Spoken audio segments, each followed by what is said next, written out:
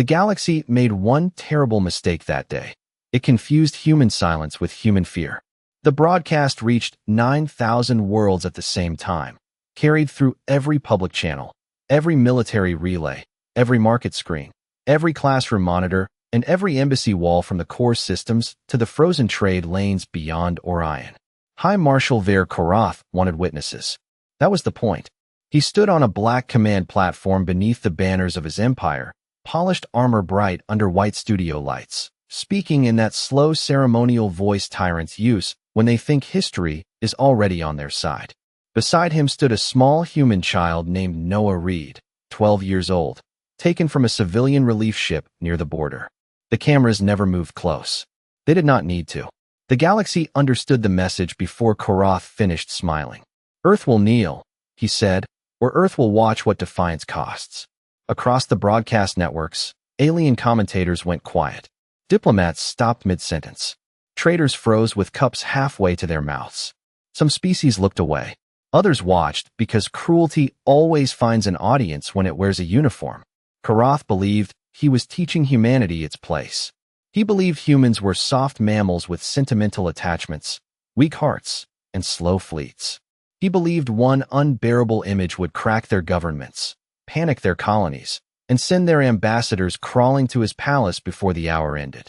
On the Terran destroyer Resolute, 30 million miles from the nearest jump gate, Commander Ryan Hale watched the transmission from the center of the bridge.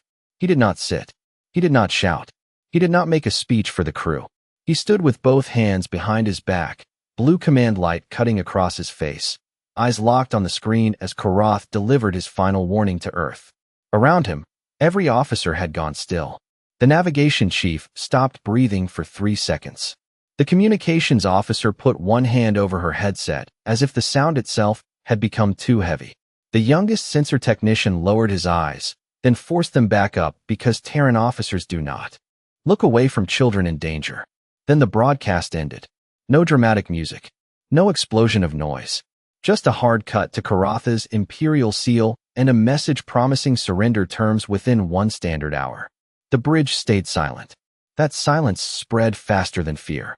It moved from the Resolute to Luna Command, from Luna to Mars Dock, from Mars to every patrol ship, mining colony, hospital vessel, school habitat, cargo convoy, and deep-range listening post flying in Earth registry.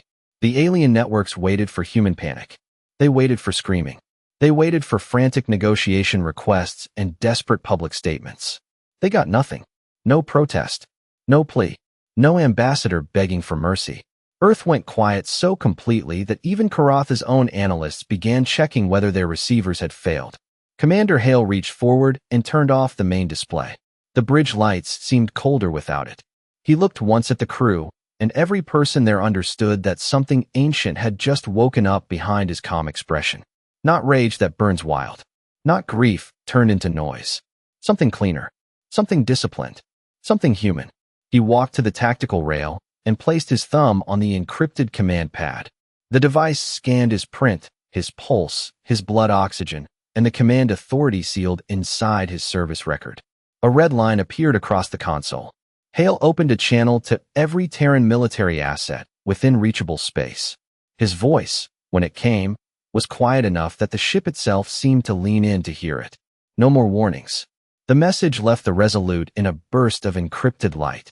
27 minutes later, the galaxy would learn that humanity had not gone silent because it was afraid.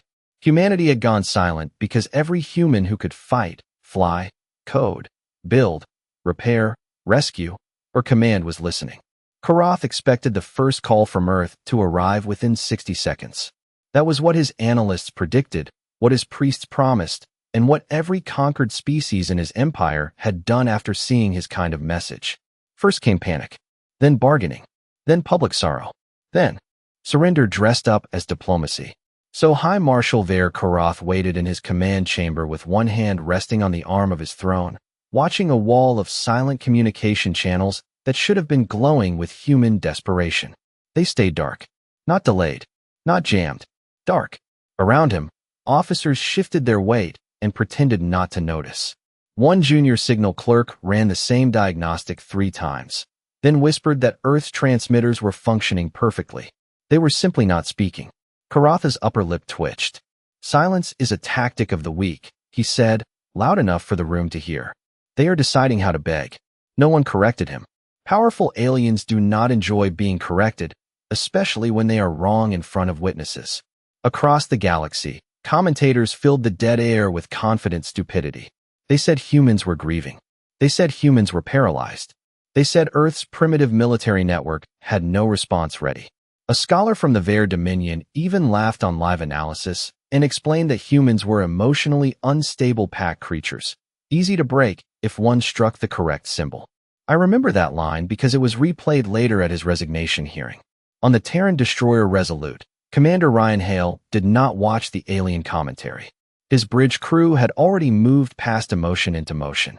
The communications officer routed encrypted packets through civilian weather satellites, old mining relays, emergency buoys, medical ship transponders, and navigation markers so outdated most alien navies treated them as space junk.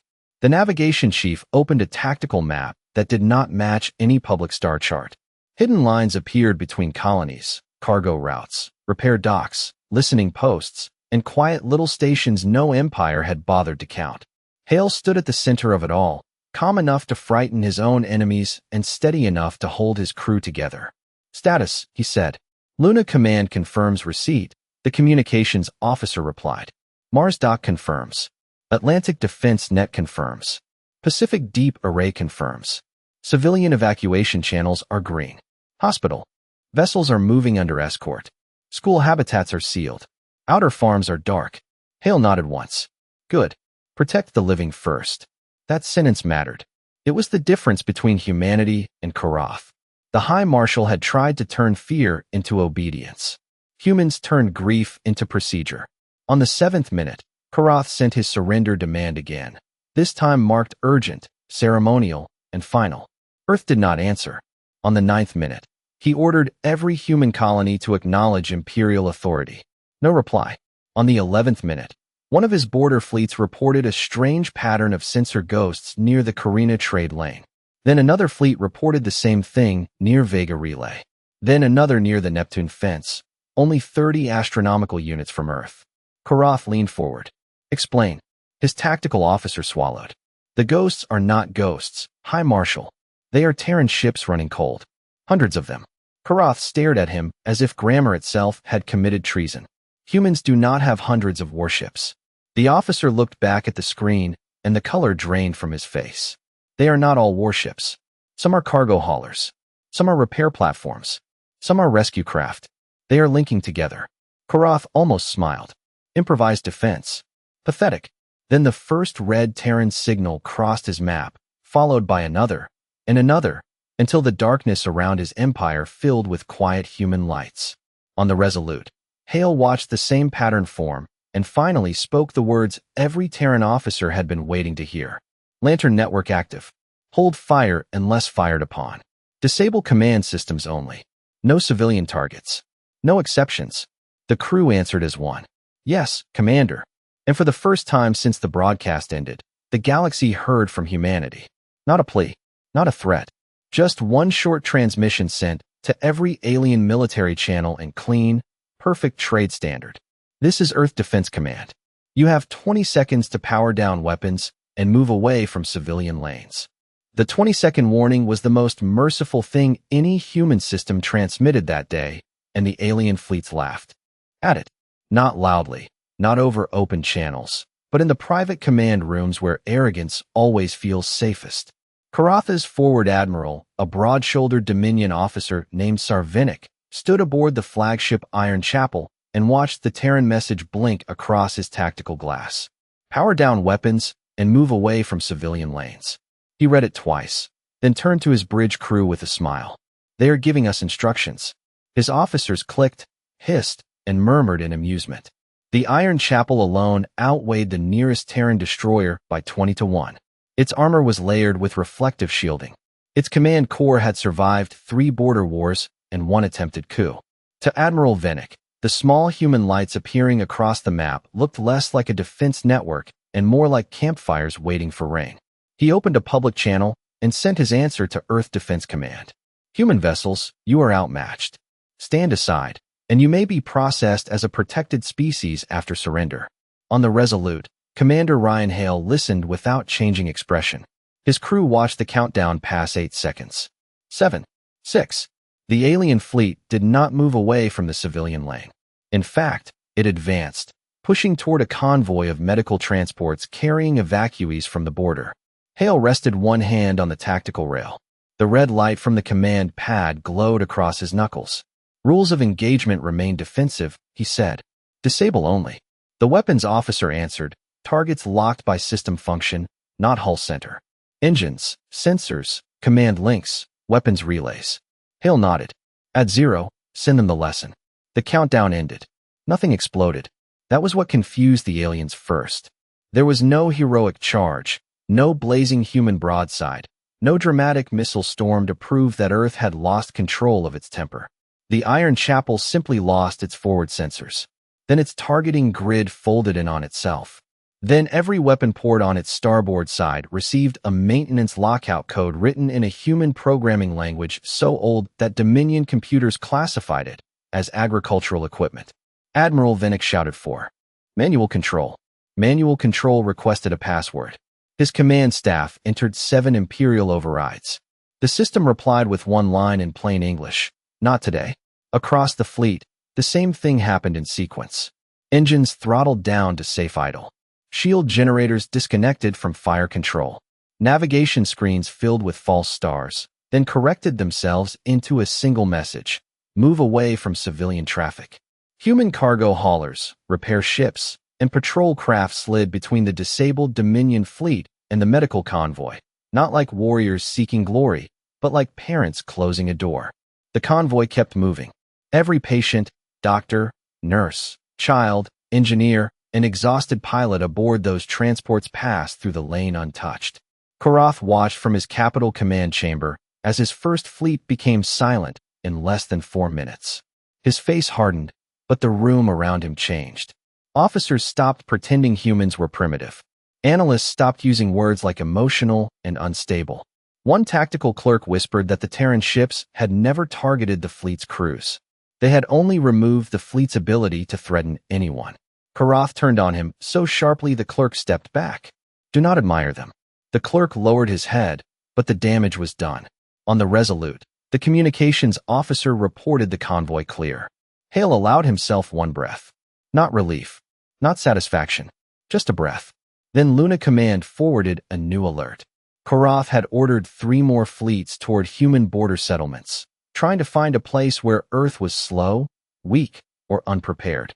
Hale looked at the expanding map, at the red Terran lights answering for mining stations, farms, shipyards, and quiet rescue docks across 100 million miles. He opened Fleet Command and gave the sentence that would become legend in every alien war college for the next 1,000 years. Show them the difference between peace and permission. By the 12th minute, High Marshal Ver Karath discovered that humanity had not built a military front. They had built a promise around every place their civilians slept. His 3 new fleets jumped toward what his charts labeled weak points: a mining town inside the Ceres Belt, a farming habitat above Proxima D, and a school station called Bright Harbor orbiting a quiet blue moon near Tau Ceti. None of them looked important on Imperial maps. That was the trap. Karath believed important places had statues, command towers, and royal defense rings. Humans believed important places had families. The Dominion fleet approaching Bright Harbor expected panic. They found darkness instead. The school station had gone silent, lights dimmed, heat signatures masked, classrooms sealed behind emergency bulkheads. The alien commander opened a broadcast and ordered the station to surrender. No answer came from the children, the teachers, or the families inside. Instead, 6 battered human construction vessels drifted out from behind the moon, old yellow paint scratched by years of hauling ore and building habitats. The alien bridge crew laughed again, because apparently the first lesson had not been painful enough for their pride. Construction ships, their commander said. They sent construction ships. Then the yellow vessels unfolded. Cargo clamps became shield projectors. Survey lasers became precision targeting tools. Welding rigs turned toward the Dominion formation with calm industrial purpose. One human captain, A woman with a Tennessee accent so thick my translator needed 2 seconds to smooth it out, opened the channel. This is Civilian Defense Vessel Mason Bell. You are approaching a protected school habitat. Reverse course. The alien commanders sneered and advanced. The human construction ships did not fire at the hulls. They fired at the space around them. A lattice of bright calibration beams snapped into place, mapping every engine plume, every shield frequency, every weapon aperture, every communication node. Then the humans tightened the net. The Dominion ships found their engines locked at idle, their forward movement reduced to a slow, embarrassed drift. Their weapons refused to charge because every capacitor received a false overheating warning. Their shields stayed up, but only around their own crews, turning their warships into very expensive cages. On the Resolute, Commander Ryan Hale watched Bright Harbor's status shift from threatened to secured. He did not smile. He moved his finger to the next alert. Series belt. There, the Dominion sent fast attack craft through the mining tunnels of a hollowed asteroid, expecting to surprise a worker colony. The miners had been waiting in pressure suits, not with rifles, not with speeches, but with remote drilling equipment, cargo magnets, and a century of experience telling stubborn machines where to go. The alien craft entered the tunnel network at 300 miles per hour. The miners changed the traffic signs. Automated or haulers rolled across junctions at the perfect moments. Safety doors closed behind the invaders, and industrial magnets pinned their ships gently against docking pads designed for heavy machinery. One miner leaned into a camera and said, "You are parked illegally." At Proxima D, Karatha's Third Fleet tried to frighten a farming habitat. Human irrigation satellites moved first, not to attack, but to blind targeting sensors with harmless reflective mist. Crop haulers formed a wall. Patrol drones guided every civilian transport into safe lanes. The Dominion fleet turned, confused, and found itself boxed in by rescue ships carrying emergency lights, medical markings, and electronic systems strong enough to shut down a battleship's temper. Karath slammed his fist on the command rail. They are using civilians as cover. His tactical officer shook his head before remembering fear. No, High Marshal. The civilians are already gone. These are defense crews. Workers. Pilots. Engineers.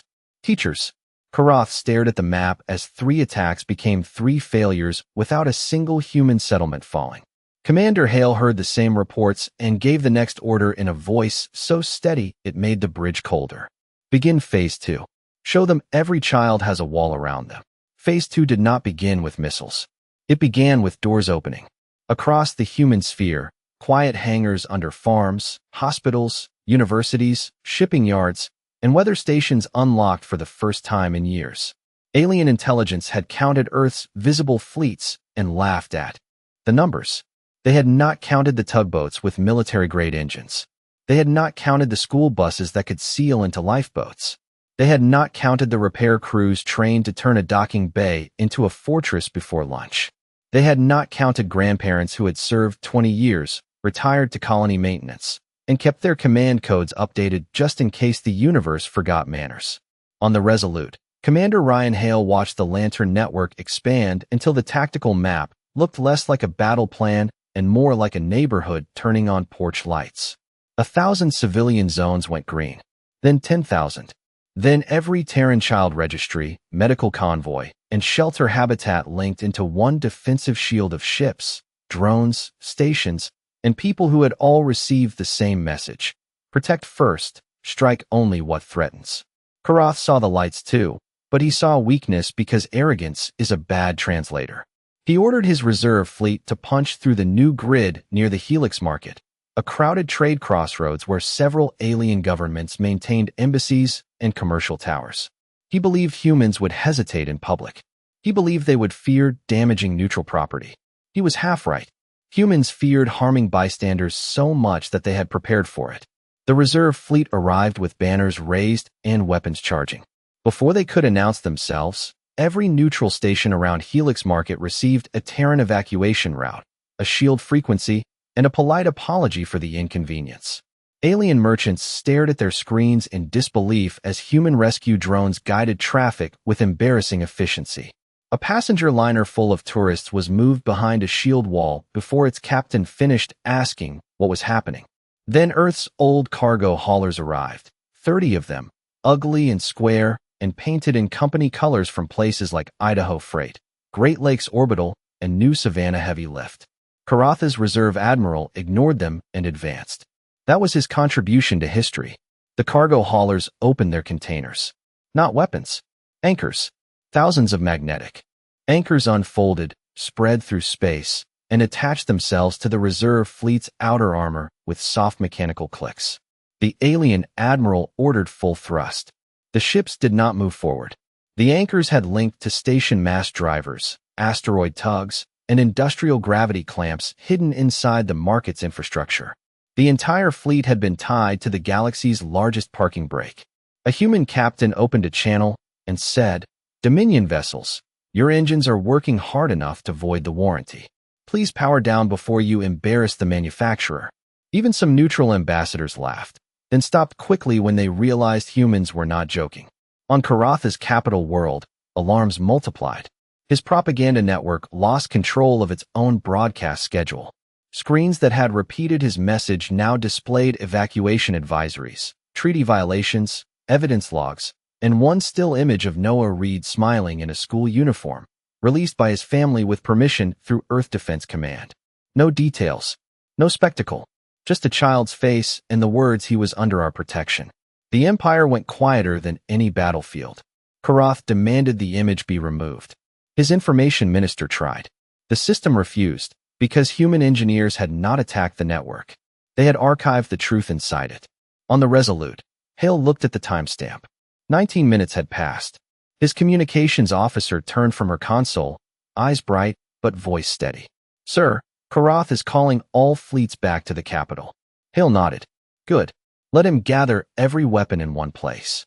Then he looked at the widening map of disabled fleets, protected civilians, and human lights burning across the dark. His next words were soft, but every officer heard them. Now we take away his stage. Taking away Karatha's stage meant taking away the thing he loved most, control of what everyone saw. The High Marshal had built his empire on broadcasts, ceremonies, surrender feeds, and carefully edited victories. He believed fear only worked if it had an audience. Commander Ryan Hale understood that better than Karath wished he did. On the Resolute, Hale stood over the tactical rail while Earth Defense Command redirected every Terran signal unit toward the Dominion capital system. Not to black out civilian screens. Not to frighten families. To cut the strings around Karatha's war machine. At minute 21, the first Dominion Command relay stopped repeating Imperial orders and began repeating the truth. Fleet positions. Illegal orders. Treaty violations.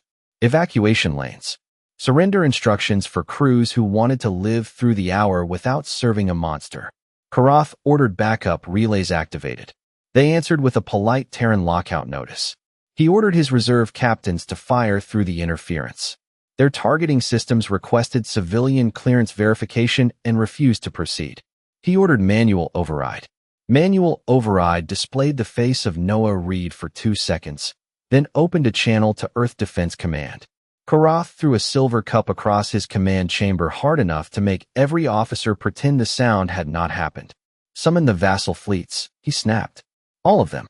If humanity wants attention, give them the galaxy." That was his next mistake. Vassal fleets are loyal only while victory looks easy. Within 3 minutes, ships from 7 subject species arrived near the capital, expecting to join a clean Imperial counterattack. Instead, they found Dominion vessels drifting in neat defensive clusters, propaganda stations broadcasting evidence, and Terran ships holding position outside civilian zones with weapons cold and shields bright. The humans were not charging the throne world. They were surrounding Karatha's ability to harm anyone else. A reptilian vassal admiral demanded to know why human ships were not attacking. Commander Hale answered him directly. "Move your fleet away from civilian traffic, and you will not be touched. Fire on civilians, and your ships will be disabled. Fire on us, and your ships will be disabled. Choose your lesson." The admiral looked at Karatha's frantic orders, then at the Terran map, then at the locked Dominion fleets hanging uselessly across 3 sectors. He chose silence. Another vassal commander powered down weapons. Then, another. Karath watched alliances he had purchased with fear begin to expire in real time. So he tried force. He ordered his elite capital guard to break through the Terran perimeter and retake the broadcast tower orbiting his own world. The guard ships surged forward in a perfect spear formation, sleek, ceremonial, and painfully visible. Humanity answered with ugly little vessels no Imperial Academy had bothered to study. Maintenance cutters, harbor patrol craft, 200-foot repair ships with paint scraped off their noses. They slipped around the formation like tow trucks around a jackknifed semi on an interstate. They attached guidance clamps, flooded engines with safety codes, and turned the proud spear formation into a slow-moving traffic problem. One guard captain shouted that his ship was being insulted by machinery. A human pilot from the repair ship answered, "Sir, your machinery started it." On the Resolute, the bridge crew heard the exchange, and one tired officer almost laughed. Hill did not. His eyes stayed on the clock. 24 minutes. The communications officer reported that Karatha's military channels were isolated, his civilian networks protected, and his external propaganda tower ready for takeover. Hale gave the smallest nod. "Open the tower to every world that watched. Then put me through at minute 27. At minute 27, every screen in the known galaxy changed. Karatha's imperial seal vanished from palace walls, market towers, military bridges, classroom boards, embassy halls, passenger liners, mining camps, orbital farms, and the quiet homes of species who had watched the first broadcast with fear in their throats. For one breath, there was only a black screen. Then Commander Ryan Hale appeared. No ceremonial armor, no throne, no flags behind him, just the bridge of the Resolute, blue command light, tired human faces at their stations, and a man standing so still that even his enemies felt compelled to listen. High Marshal Ver Karath screamed for the signal to be cut. His technicians tried. Their consoles refused. His officers tried to override the broadcast tower. The tower answered with a Terran legal packet, longer than the Empire's founding charter. Hale looked directly into the camera, and somehow it felt like he was looking at every guilty creature at once. "This is Commander Ryan Hale of Earth Defense Command," he said. 27 minutes ago, the Ver Dominion used a child as a message. We are returning the message to its sender. No shouting, no dramatic pause, no hunger for applause.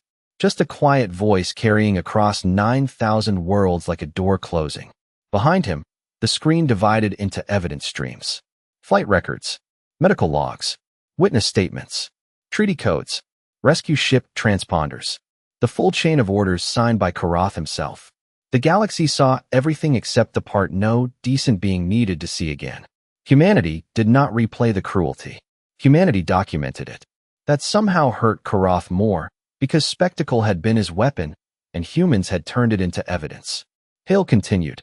Under the Interstellar Civilian Protection Accord, under the Child Shelter Articles, under emergency defense provisions recognized by 93 governments including the Ver Dominion, Earth is invoking full protective response authority. Karath lurched toward his own camera feed, forcing his image beside Hale's on several captured channels. "You have no authority over me, human." Hale finally looked away from the main lens and toward the side display where Karath raged in polished armor. "You are right," Hale said. "I do not." Then he turned back to the galaxy. "But your crews have authority over themselves. Every Dominion ship now has a choice. Power down, stand clear of civilian zones, and you will be treated as lawful surrendering personnel. Continue hostile action, and your command systems will be removed from the fight." Karath bared his teeth. "They obey me." Hill did not blink. "Then ask them." Across the capital system, thousands of Dominion officers heard the order and looked at their own screens. They saw human ships holding fire. They saw evacuation lanes protected. They saw vassal fleets backing away. They saw the image of Noah Reed, not as propaganda, not as bait, but as a reminder that some lines do not move because powerful men shout at them. One Dominion cruiser powered down weapons. Then another. Then 12. Then 100. The sound in Karatha's command chamber changed from anger to disbelief. Hale gave the final command. "Lantern Network, begin lawful containment." The human response moved like sunrise. Broadcast towers locked open. Military banks froze war payments. Fleet command relays shifted to surrender mode. Fuel depots refused launch clearance to hostile ships. Imperial propaganda stations displayed only verified records and safe evacuation instructions. Not one civilian city was targeted. Not one home world was threatened. Humanity was not breaking worlds. Humanity was breaking the machine Karath used to frighten them. On the Resolute, Hale watched the Dominion command map collapse without a single cheer from his crew. At last, he spoke softly, not to Karath, not to the galaxy, but to the empty space where one child should have grown old. We heard you. By minute 30, the Vare Dominion still had planets, cities, ships, uniforms, and flags, but it no longer had a war machine. That was the part Karath could not understand. He kept demanding fire, pursuit, retaliation, punishment. His orders traveled out from the palace command chamber and arrived everywhere as ghosts. A fleet captain would shout for launch clearance, and the dock would answer with a safety hold. A weapons officer would try to arm a battery, and the console would request proof that the target was not civilian. A propaganda minister would prepare a speech about human savagery, and the network would replace it with verified evacuation routes and the signed orders that had started the crisis. Humanity had not conquered his empire. Humanity had made his empire tell the truth, and for a regime built on fear, that was worse than any battle. On the Resolute, Commander Ryan Hale watched each hostile system fall away from Karath's control with the patience of a surgeon reading vital signs. Military payroll accounts froze first, not the wages of ordinary crews. Only the emergency war bonuses paid to officers who continued illegal operations. Then the fuel contracts locked. Then the command encryption keys expired. Then, the automated docking yards around the capital refused to service armed vessels until they entered surrender status. Karath's elite forces found themselves sitting in polished ships that could still provide air, heat, food, and medical care, but could not threaten a shuttle full of schoolchildren if the universe itself begged them to. That was human engineering at its most terrifying. Not loud, not wasteful, precise. A Dominion general opened a channel to Hale and accused Earth of cowardice for refusing a glorious fleet engagement. Hale looked almost tired when the message reached him. "Tell the general we are not here for glory," he said. "We are here to end his ability to harm people." The reply went out. The general had no answer worth broadcasting. Across the capital system, vassal fleets began moving farther from Karath's command line. Some claimed engine inspections. Some cited treaty confusion. One admiral simply transmitted, "We will not be part of this." Karath heard that, and finally realized fear was not loyalty. It was rent. And humanity had just stopped payment. He ordered the palace shield raised. The shield system asked whether civilians inside the capital had access to evacuation corridors. He ordered the question overridden. The system sent the question to every public screen on the planet. For the first time in living memory, citizens of the Dominion saw their ruler argue with his own defenses while human ships waited outside and did not fire. The silence that followed was not weakness. It was judgment. Hale stepped closer to the tactical rail. "Begin humanitarian corridor support." Immediately, Terran rescue vessels moved in, escorted by unarmed drones with bright white lights. They guided medical transports, civilian shuttles, and neutral observers through safe lanes while Dominion commanders watched helplessly from locked bridges. The humans who had every reason to be furious were the only ones making sure innocent aliens got home. That broke something deeper than fleets. It broke the story Karath had sold the galaxy about Earth. Humans were not fragile. They were not reckless. They were not primitive animals waiting for permission to be cruel. They were builders with memories, fighters with rules, and guardians who became terrifying only when someone mistook mercy for weakness. On the main screen, Karath appeared again, smaller now, surrounded by officers who no longer stepped quickly when he shouted. Hale accepted the channel. Karath leaned toward the camera and said, "What do you want, human?" Hale answered without hesitation. "Your surrender, your records, your command codes, and a public trial." Karath laughed once, but no one in his chamber joined him. Outside his world, every route out of war had been closed, and every route out of danger had been protected.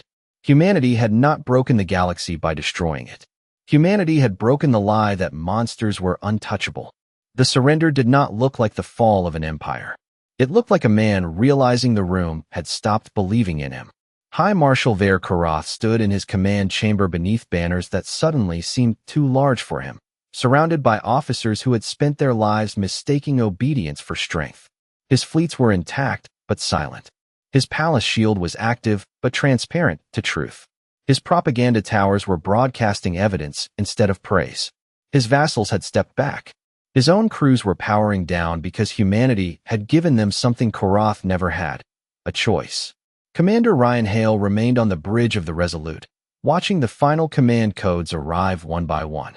The Dominion archive opened first, then the military ledger, then the detention records, then the broadcast authorization file with Korath's seal stamped across it in cold official light. The communications officer swallowed hard but kept her voice steady.